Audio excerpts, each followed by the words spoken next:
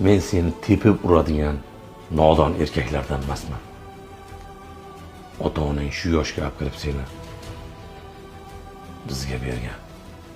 U omonatni xo'rlashni xohlamayman. Iltimos. Boshqa bunaqa hazilingizni qilmang.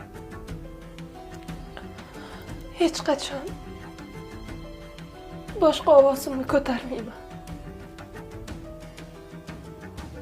Axir oyijon sizni o'ylab aytgandilar.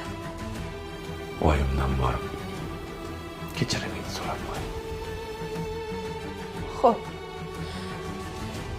Hozir kechirim so'rayman.